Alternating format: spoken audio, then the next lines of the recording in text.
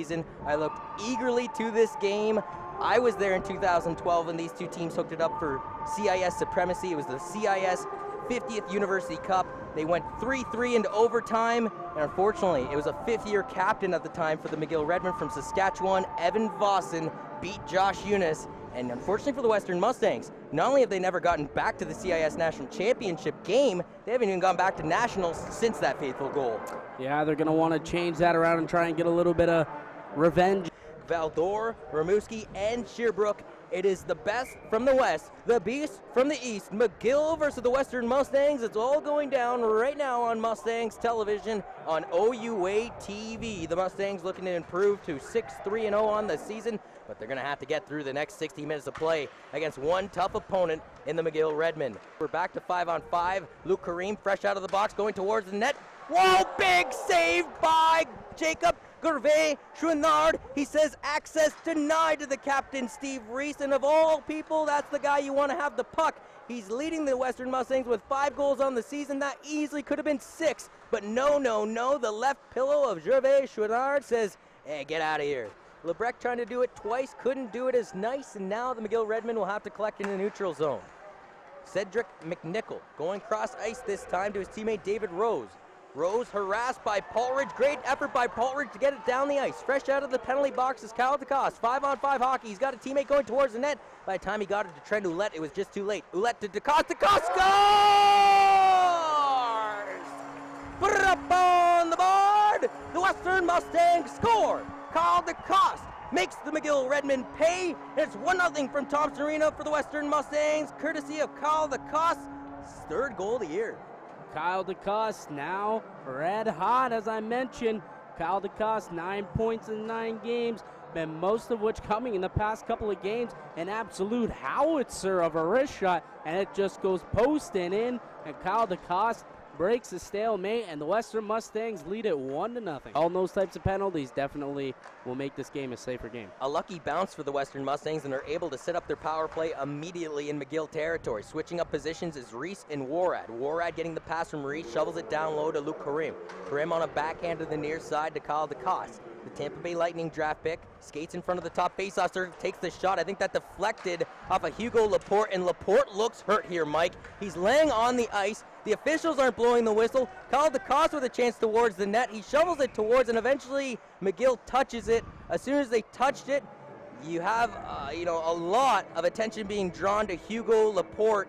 And I know personally from watching this kid take a puck to the face at the championship game that he is one tough cookie.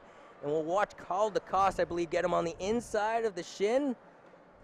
Ooh, yeah, that got him where there's no equipment, Mike, and I hope for Hugo Laporte he's okay. A play, sees the puck coming at him, just gets a stick on it and redirected it, and a good save made by Chouinard. No stick, no glove, and Hugo Laporte still trying to block a shot, and Salaturo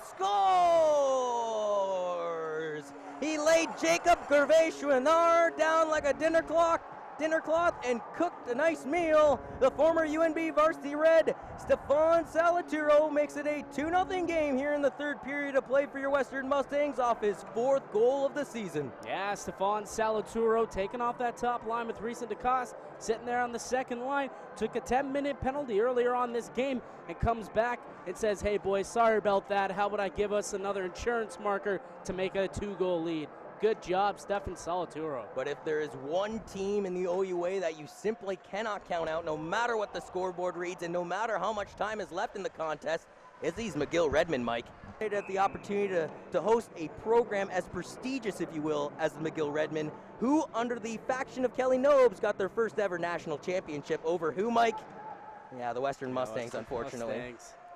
2:05 remains. The goaltender heading off to the bench. They're going to go 6-on-5 starting right now with 2 minutes remaining in the game, and it's not going to work out in their favor. Instead, it's Steve Reese into the zone. Reese with an empty net and deflected wide, and then wrapping around, they score. The icing on the cake for McKee. I'm really hoping that wasn't McKee that deflected Reese's shot wide. I think it was McKee. He's like, hey, I want that goal. I want the goal. He deflects his own captain shot wide and then wraps it around on the empty net. So with 1:50 remaining in the game, it's 3-0 for the Stangs. Yeah, Adam. The near corner plays it out to a backhand to Brunel. The goaltender comes out of his net. We're back to 6-on-4 hockey. Cedric McNichol throws it out in front of the cage. Again, the McGill Redmen miss wide. Dodds standing tall like a brick wall, and it's thrown down the ice. Only 10 seconds remains in this game. Your Western Mustangs on your Saturday evening are going to improve to a 6-3-0 record and climb up the OUA West rankings. Greg Dodds almost misplayed it, but it didn't matter, Mike. He makes every save that he possibly could to get the shutout, a 3-0 game over the McGill Redmen. A well-deserved win for these Western Mustangs. A very hard playoff-like matchup between these two. Even though I'm John Urban, this will be our last OUA hockey broadcast before Remembrance Day, so I want to remember everybody on November 11th, shake the hand of a veteran and hold them within your hearts.